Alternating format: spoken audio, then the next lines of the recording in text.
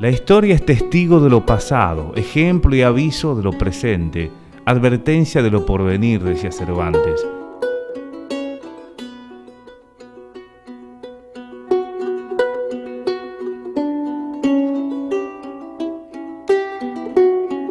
Entrando al cementerio del oeste se ve una arboleda de pinos que conducen hacia la tumba de Lucas Córdoba, la más imponente.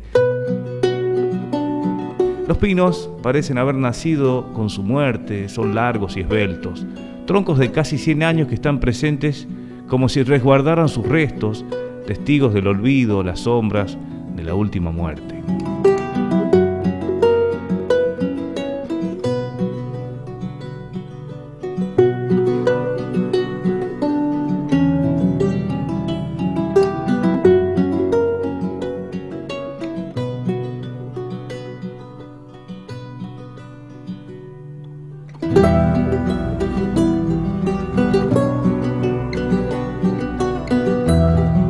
La primera parte de la investigación nos lleva a la Casa Histórica. Allí conversamos con la licenciada Patricia Fernández Murga, directora del Museo Casa Histórica.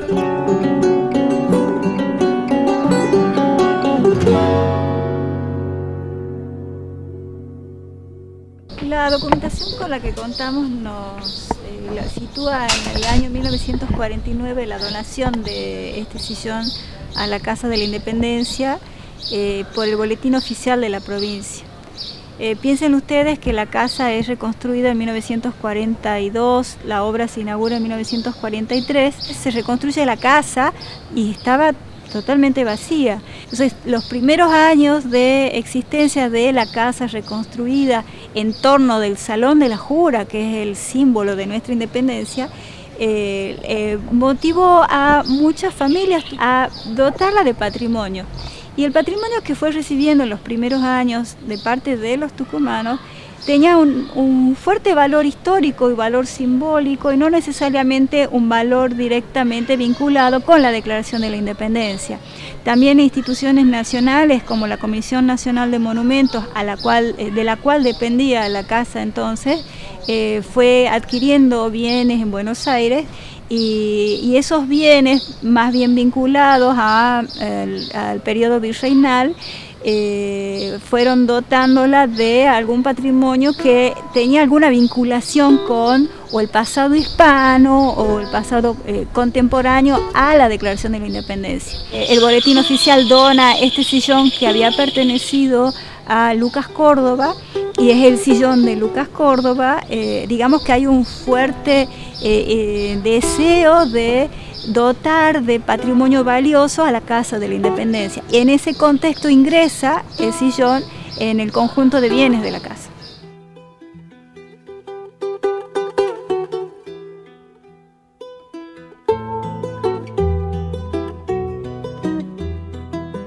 La licenciada Patricia Fernández Murga comentó que no tienen mucha documentación respecto a algunos bienes y que ahora están en proceso de investigación hacia atrás.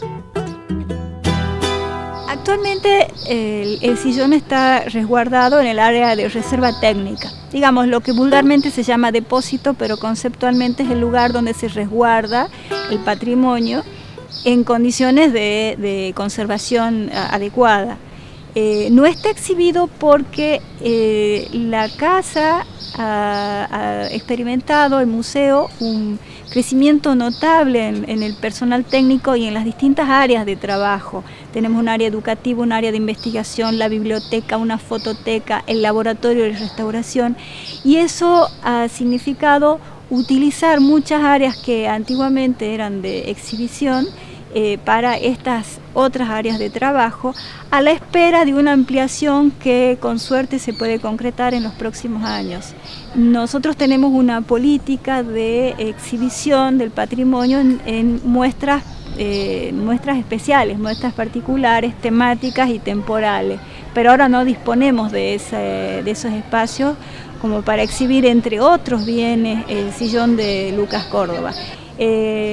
No tenemos demasiada documentación respecto de muchos de los bienes con los cuales cuenta el museo y estamos ahora en un proceso de investigación hacia atrás.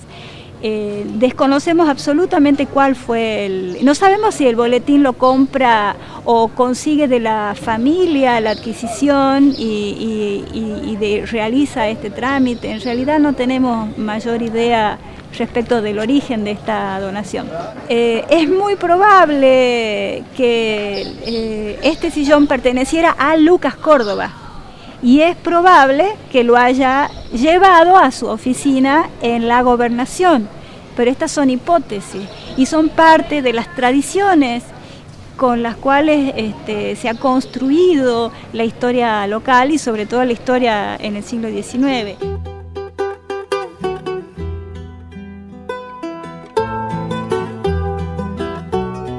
En 1947, el entonces presidente General Perón viene a Tucumán a declarar la independencia económica en la Casa Histórica, donde en 1816 se declaró la independencia argentina. Ceremonial de presidencia de aquella época le pide un mobiliario como el sillón de Lucas Córdoba para el evento. En ese momento estaba en manos de familiares de Lucas. Como eran antiperonistas, se lo niega. El acto se realizó, el sillón ese día no se usó.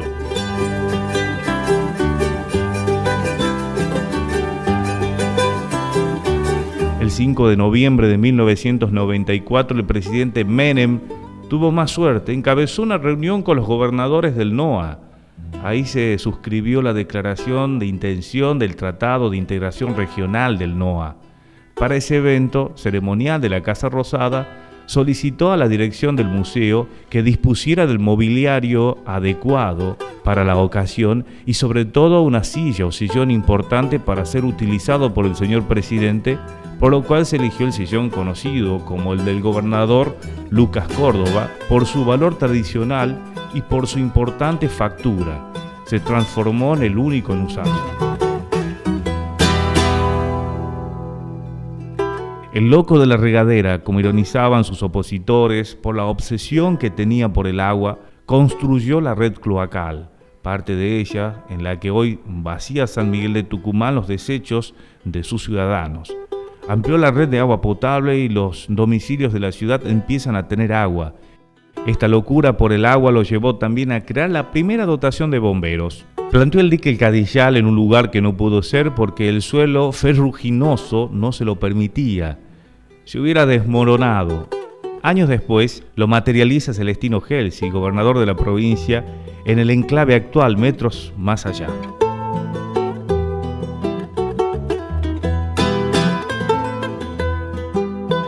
El cuerpo posterior del mausoleo ostenta una gran placa bajo relieve rodeada por guirlanda de laureles. Con el dique, la aguadita, dice el historiador Lucho Aquel, o el Cadillal, dice el artista plástico Atilio Terragni.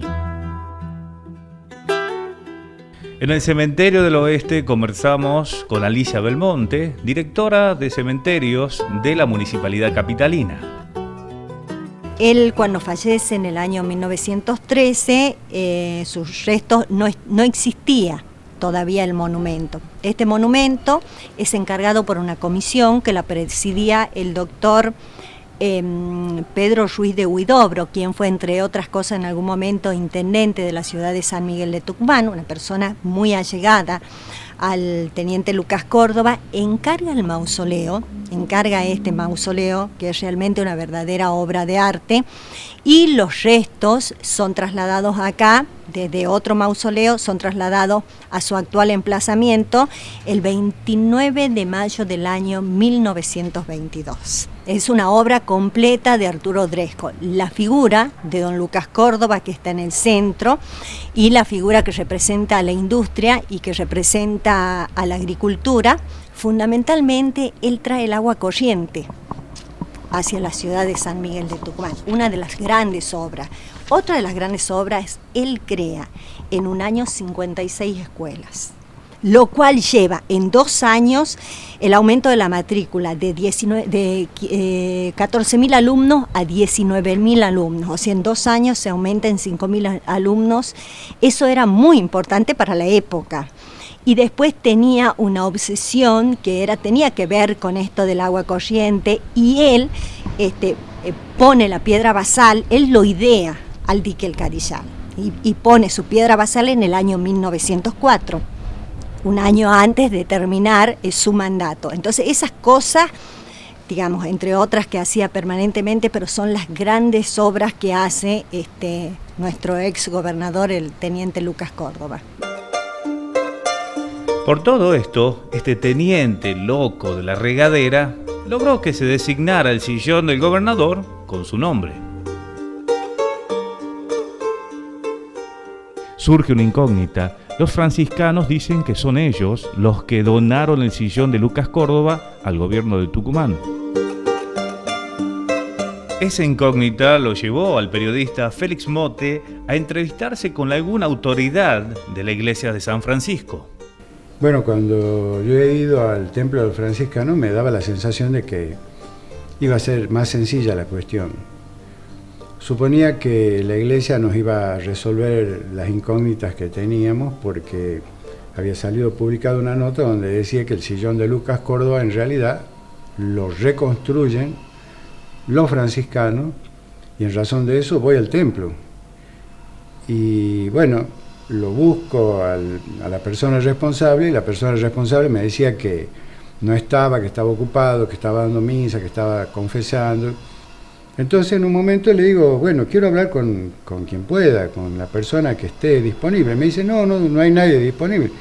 El padre que está disponible en realidad está confesando en este momento. Bueno, le digo, entonces yo me quiero confesar. Y bueno, cuando entro al confesionario le digo, buenas tardes, mire, bueno hijo, cuénteme qué me tiene que contar. Bueno, le digo, en realidad no vengo a confesarme ni a pedir absolución de mis pecados. Vengo por otro motivo, quiero saber el sillón de Lucas Córdoba. Bueno, el curita se sorprende, abre grande los ojos así y me dice, bueno, mire, de eso no sé nada. Y tampoco lo sabe el prior. Así que, bueno, el nombre, yo le llevé el recorte del diario de la Gaceta donde decía esto y no, me dice, no sabemos nada. Y con respecto a lo que usted me dice, no, dice hay un nombre de una persona, no, dice, ese nombre coincide con el que alguna vez no trabajó acá, no era de la orden, sino era hermano, que pareciera que es una categoría menor el ser hermano que ser miembro de la orden. Y bueno, seguimos buscando y lamentablemente los franciscanos no me pudieron dar respuesta y me tuve que ir, digamos, con la noticia de que ellos de ese sillón no saben nada. Jorge Bravo Córdoba, bisnieto de Lucas, nos recibió en la calle Santa Fe 285 en un caserón del siglo pasado y nos contó qué sabía él sobre el sillón de su bisabuelo. Bueno, el sillón de Lucas Córdoba siempre ha sido un misterio también, ¿no es cierto? Porque Lucas Córdoba, en la mayoría, mi familia especialmente, siempre habló que era un sillón discreto.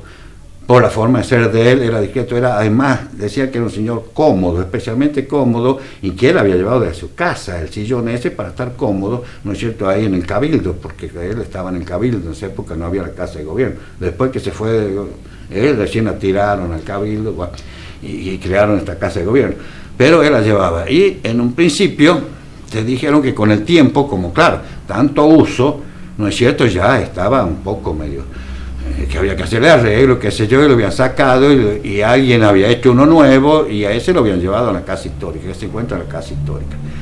Ahora, ese es el sillón material. Ahora, si hablamos del sillón de Lucas Córdoba en sentido espiritual y simbólico, se le dio ese nombre a los sillones de los gobernadores por todas las obras que él hizo y que prácticamente antes no se hacía tanta obra, y como dijo Lizondo Borda, todas las obras de Tucumán culminaron con el gobierno de Lucas Córdoba, y por esa culminación le dieron llamar el sillón de Lucas Córdoba al sillón donde se siente el gobernador, sea o no el original de Lucas Córdoba.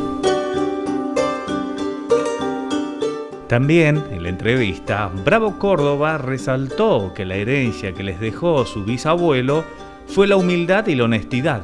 Bueno, especialmente, ustedes saben que Lucas Córdoba, como decimos, donde dicen todas las bibliografías de él, nunca tuvo ni casa propia. O sea que lo que nosotros heredamos, más que nada, ha sido toda la virtud de un hombre virtuoso, un hombre con un honor y una moral intachable, ¿no es cierto?, que nunca se dio vuelta a recoger los frutos que anduvo sembrando toda su vida, ¿no es cierto?, se dedicó a sembrar nomás y nunca recogió los frutos.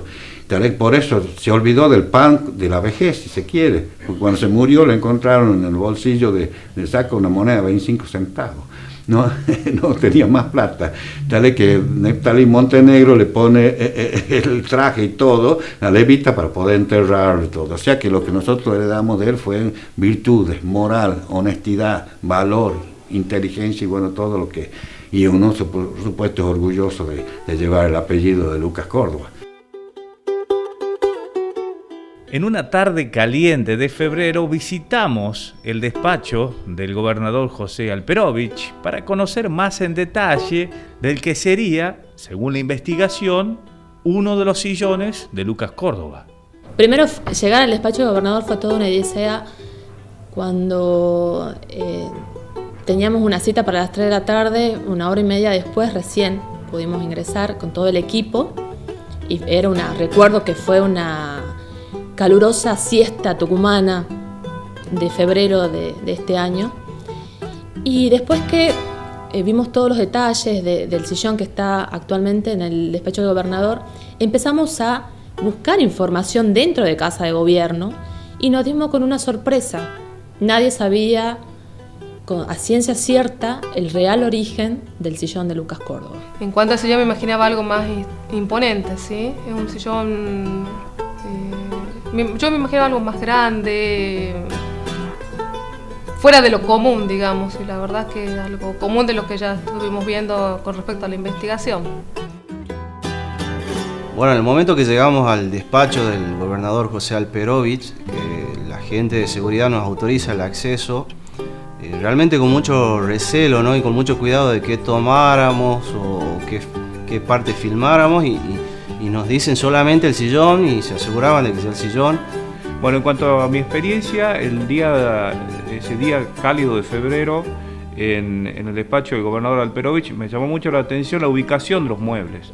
En el año 2002 tuve la oportunidad de hacer una entrevista al gobernador entonces, Julio Miranda, y la ubicación de los muebles estaban en otro sitio. Además, el color del sillón era otro, ¿no? Era un color más bien verde botella, un color verde musgo, el sillón concretamente, y estaba ubicado sobre la calle San Martín, mirando hacia 24 de septiembre, el sillón.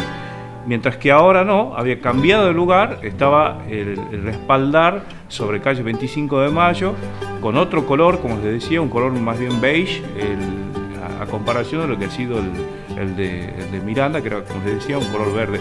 Eso es lo que más me ha llamado la atención, y también haber podido conversar con uno de los ordenanzas que estaba en el lugar, quien también nos había marcado esa situación, que habían cambiado el color inclusive de los otros muebles que estaban allí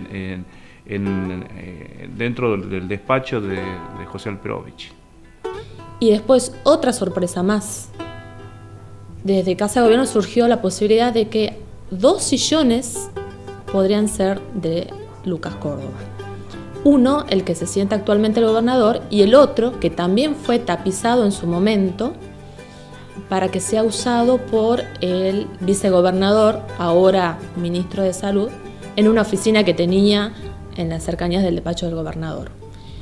Con eso nos quedamos con una gran incógnita. ¿Cuál de los sillones era realmente el de Lucas Córdoba? Y realmente me pareció muy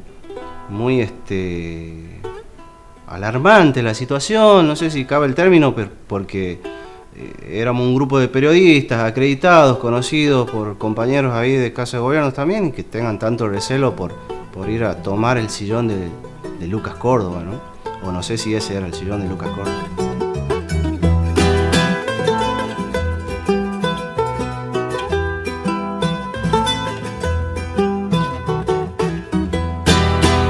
Los casi 10 meses de trabajo nos permitieron saber que no sabemos cuál es el sillón de Lucas Córdoba. Sí hemos sabido que de Baquiano, recorriendo senderos por las selvas burocráticas, fue muy bueno. Nuestra brújula andaba bien.